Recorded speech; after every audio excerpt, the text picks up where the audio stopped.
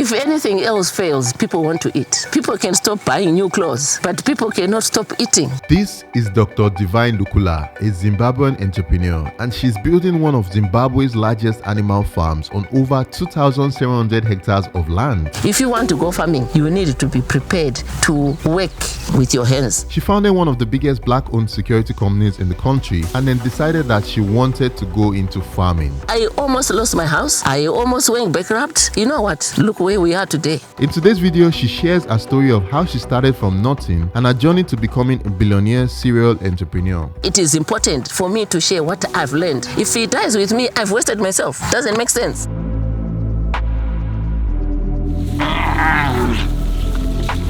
What inspired farming? Well, interestingly, Tayo, a lot of people don't know that I started farming before I started the security company. Oh, really? Yes, I've been farming on this piece of land for 32 years. Wow. I bought this farm in 1992. I only started Securico in 1999. Eyes front. Securico is a business that started from my kitchen table. I was a mother with children and I needed to feed them. I was employed, but I'd always wanted to be a businesswoman from the time I was growing up. I saw an opportunity in the security sector and I said, yes, this is worth exploiting, because then there were companies that were more or less not really living up to the expectations of the market. So I said, if I go in there and provide a service that the market is really yearning for, it should be really a breakthrough for my aspirations as a successful entrepreneur. What's the size of this land we are on? All in all, we are farming on 2,400 hectares. Wow. However, part of that land we are actually renting from other farmers. Okay. My land that I own, that I have title to, is 502 hectares. Okay. Then the rest, they are just next farms. There's a next farm, there's another farm 400 and something, another farm 700 hectares. It gives us a total, because of our head, we need a lot of grazing land. I'm sure you saw the head. Yeah, I was just about asking that, why do you need something so massive? Because that's a lot. Yeah, because we have got a huge head of livestock that requires a grazing land. I think this is one of the first times I'm seeing cattle or heads that are this fat and big. They look like they've gone to the gym and they've worked out. What are we looking at now? What kind of cattle is this? That's a Tuli, which is a pure Zimbabwean breed. Okay. And it is now a popular breed even in places like Australia and South Africa, but it originated from here. But it's now an international breed. So why did you focus on livestock? Because I noticed, you have such a big expanse of land, but I can't see anything that has to do with like crops. No, we can't do crops because this ecological region in Zimbabwe is a cattle country. And I'm sure you saw we do goats. We do lots of goats. I saw. So it's a livestock area. So we focus on livestock because that is what the land requires. If we do cropping, we might not do very well. Yes, we do a bit of cropping, but certainly we grow crops that we utilize in our feed. We can actually ask them to stand. Oh, you can touch them. Oh, wow. How easy is it to get into this business? Let's say somebody like me now, or a lot of like young people who are watching. Farming is not for people that are wanting to make money in the short term. It's people that are wanting to go in business for the long haul. Because the gestation period of breeding animals is long. So you cannot just come in today and expect that in a year or two you start making money. It's a business that you need to have lots of passion for, love for animals, and certainly the patience to wait for you to start making money. When you talk about farming generally, like it's something a lot of youths, a lot of young people like me, we don't really look at farming like that. We want to do the stuff that has to do with like media, tech, but I believe that farming is important. Yeah. Like what's your thoughts on the fact that a lot of young people don't see farming as something lucrative? Interestingly, in Zimbabwe, I've noticed, because as you see, we run open days here. Yes. We run even training programs on livestock production. I've now seen a lot of young people coming through. Oh, really? Yes, in Zimbabwe. But what I always say to them is, I always caution, if you want to go farming, you need to be prepared to work with your hands. Be hands-on, be in the trenches, as it were. As you can see, I can easily walk around, be in my cattle, understand that bull is not feeling well today. I can tell it's not feeling well, and I can tell why its condition from what I saw last week and now is deteriorated. So all those things are very important. You need to pay attention to detail. That's That's what I always caution young people. You cannot sit in the office in the city and start backing orders to your workers out there on the farm. You also need to come out and see what is happening. That's awesome, because it's not like that generally across Africa. So you mentioned something about open day, and I saw you having people come in, and you were kind of like teaching them how to go about farming and all that. Why are you doing that? Because I noticed a lot of people in Africa, you know, when they build a successful business, they try to keep it to themselves and keep the knowledge. Why are you teaching people and opening up your farm to people? Tayo is for posterity. You cannot have so much that you know and you die with it. This is why they say in Africa, the graves are the richest places. People don't want to share. It's unfortunate that if you don't share, you are actually wasting yourself, because what you know, which would have benefited generations to come, leaving a legacy of your name, you lost that opportunity. So for me, it is important for me to share what I've learned. If I've invested in myself in understanding this business, it's so important that before I die, I need to leave that knowledge, that skill, everything that I know that will help the next generation, the rest of the people, so that there is prosperity in Africa, so that there is always a continuity of what we are doing, and it doesn't die with me. If it dies with me, I've wasted myself. Why was I learning so much to die with it and not pass it on? Doesn't make sense. How many years old is this one? It's less than a month. Oh, less than a month. Okay. It was born perhaps in the last week or two. Oh wow! And it's this big already. How many workers do you have working here? Just at the farm, Zvikomborero farm employs about 32 people. Most of the people they are all from Zimbabwe. All of them are from From Zimbabwe. Zimbabwe. Well, if you want a job here, we can give you. Oh yeah, baby, I might want it, because these cows are looking very. You know, funny enough, I've done. I think recently I've been on multiple farms, and like the more I spend with people like you, I'm actually really inspired. And I'm like, okay, maybe one day I think I'm going to start a farm too. So that's also why I'm also doing this video, to also show people out there that it's actually possible. Even though you said it takes a while to make money from farming, would you say it's a lucrative business? It is indeed. I mean, look, if anything else fails, people want to eat. I mean, people can stop buying new clothes, but people cannot stop eating. True. You cannot go for more than 24 hours without some food. True. So certainly, I mean, you know, guaranteed your product will be bought, because people want to eat. True. And the farmers are the ones that control the food production. So yes, farming is lucrative, as long as you know what you're doing. On your journey from where you were 32 years ago to where you are now, what were like the most important attributes that you had to learn to be successful? Farming is, you really need to be hands-on as much as possible. You need to understand. While you can employ people with the requisite skills and knowledge, you also need to know yourself, because you don't want to not to understand the business that you are investing your money in. If you want to do livestock farming, learn as much as you can. If it's cattle, it's about goats. Go to farms where they've done well, understand the issues around what makes the business tick, what are the flags that I should avoid, which direction should be, which business model should I be using. So you need to understand at what level do I want to operate. If I want to be producing more cattle, what does it take? How long does it take for me to get a bull onto a cow to produce, and what makes the cow produce the level of good genetics that I need? All those things are very important. Understand the skill, have knowledge about that business first and foremost.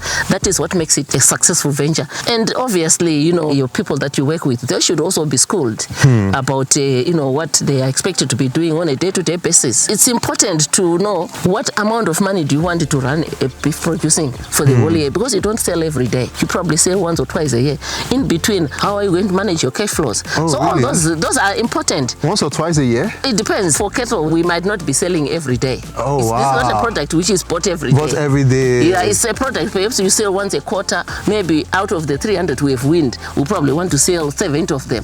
So we sell them once, but it doesn't mean we are selling 70 every day. Oh wow! You know, so you then need to be able to manage your cash flows. Obviously, discipline is across the board. Whether it's farming, whether it's in the security, it's the financial discipline. Looking after your obviously employees in a manner that they also feel they belong to the business. Preparing them with the requisite skills for them to know how to do their work well and produce better, and so on. So those are some of the things that one will require for farming or any other business for that matter. This is VAT. How do you read me over? We do alarms, we do electronic security solutions here, where we install alarms, we do rapid response services for homes and businesses across the country. Most times people even find it difficult to run one business. How are you able to now run 2 different businesses in 2 separate sectors and run them successfully? Well, I think first and foremost, I simply love what I do. If you love what you do, you can easily make a success of it. I love farming. I love working in the security sector because it puts me in a position that I talk to a lot of people. I employ more than 4,000 people, as you know. I have got an affinity of I'm a social butterfly. I like talking to people. I like just, conversing and laughing with people. My business has put me in that space, in the security business, because I manage client relationships of the business. So all the key clients, I've got to be going to see them. I've got to be understanding where their pain points are, what we can do to make their business better, how we can seamlessly integrate our business with theirs. I love doing that. So if you love what you do, it's easy to make a success of it. So it's easy for me to traverse from putting on stiletto with lipstick, with, nice sit dress, and the next minute I'm in my overalls. The same day. The farm. Yes, I leave this place, say, on a Wednesday at 7 o'clock after I've dipped my kettle, in my gumboots, in my whatever. The next minute you see me at 12 o'clock, I'm in a high-powered meeting, well decked up. Wow. I can transform overnight, just like that. And I do it every week. Being able to run 2 businesses that are separate like I do, I have got systems to a level where I don't need to be a security for even 6 weeks. Things can still move like clockwork. I can also not be here for 4 weeks. Things can still move like clockwork because there are systems, there's procedures, there are processes that are well documented. There are lines of authority that have got to be followed. One of the principles that any business should ensure that they have got highly engaged team members. If they are not highly engaged, if they are disengaged, I tell you the business can collapse. What are some of the difficulties that you had when you were starting off? I can tell you when I started farming in 1992, the thinking in my mind was farming was about cropping. We had not understood that farming is a whole lot of other things. If you see all those cleared lands, I came and cleared and I plowed, I hired tractors, landers. I remortgaged my house, I put in a lot of money. 1992 was one of the worst droughts in this country and I lost big time. Oh, wow. I lost, then I went back to the drawing board and I started talking to people and people said, but why were you cropping? Your area is not a cropping area, it's a livestock area. And I realized that the mistake I made was not to confer, was not to go and talk to the experts. If you think you know everything, you're wrong. You need to speak to experts. I almost lost my house. I almost went bankrupt. You know what? Look where we are today. I'm much, much, much bigger than anything that I would have ever imagined. So falling down and having that big failure, how are you able to, some people, so if something like that happens to them, they just give up. What? No, I didn't give up. I didn't give up. So I went back to my previous employer, my employer that I had resigned work. When I started farming, I said, oh, okay, I'm farming, I'm going to be farming, I'm going to be making a lot of money. There I am, I'm leaving employment. And little did I know it doesn't work like that in the world of business. So I went back and I said, things have not worked out the way I had hoped for. So I need to come back. And my boss said, immediately come and sign, please, we want you back. Just before 2 years, I'd already started the idea of starting Securico. I went back to my boss, I said, you know what, this time I'm leaving, but I'm leaving for good.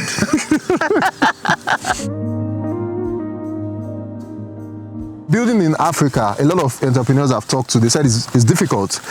What has your experience been like building in Zimbabwe? So there have been challenges, and those challenges is about you working like a fox. You really need to manage in a way that you can change your strategic plan in 24 hours. There is a lot of innovation you need to be putting in your mind every day in terms of how you manage these challenges.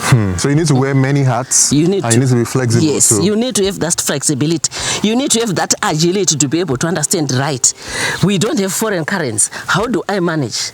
We don't have enough power. How do we? So all that is very important for any business person to be managing. Another question I have too is also, what's the secret of your fitness? Because I've seen you walk the whole length, and I'm like, even me that I walked with, I was tired. Even her, she was tired too. So, and do you mind me asking how old you are? Oh yeah, I'm 63. Wow, really? Really? Wow. So what's the secret? Do you exercise every morning? How do you stay fit? For me, I live a very healthy lifestyle. What I eat is very important. What I put in my body is very important. And when I'm out here, I exercise. I do minimum of 12,000 steps a day. 12,000 steps? Yes, especially when I'm here. And it's not walking, it's productive walking. I'm walking, but I'm also working. I can go down to the deep there. I can go down this way to a dam. I can go up there where we've been to the poultry section. I can go to the fields. I will be constructing some houses over this side. In one day, I wake up at 6 o'clock. By the time I go to bed at 7 o'clock, I have walked an average of 16,000 steps. My clock tells me that.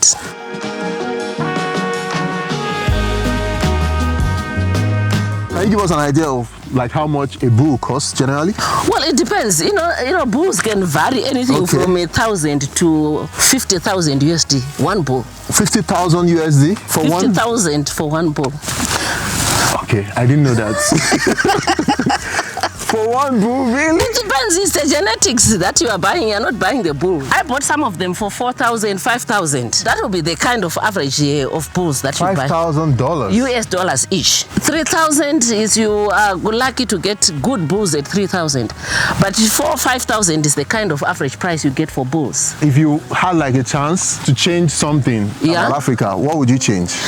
I think what we need to do is to remove the selfishness, the greediness in some of our leaders, whether they are business or political leaders. I think that is one of the biggest issues that I see Africa has a problem with. That greediness is now brought in a lot of corruption to a level where things are bad. What we need to do in Africa is to really get leadership that is sincere, that is serious about moving their people ahead and moving people out of poverty. What would you say young people like me can do to help Africa move forward? Well, we want people that are hardworking, people that have got the right attitude towards what they do. If you've got passion for, say, animals, if you've got passion for farming, if you've got passion for anything that you've decided to do, then you work hard. That combination itself is magic. And if it means putting extra hours to work, by all means, please do so. So if you combine that, certainly our continent will go fast. That's a perfect way to end this. Yeah. So guys, I'm going to put the links to the company in the description below. You export? Do you export? We do. So somebody from Nigeria can buy? Yeah. Oh, really? Okay. So if you're in Nigeria or any country in Africa, you want to buy, livestock, or you want to enter into like the security business, or you have something that you want to reach out to them for, I'm going to put all their details in the description below. If you like this video, please hit the like button, and I'll see you guys on the next one. Peace.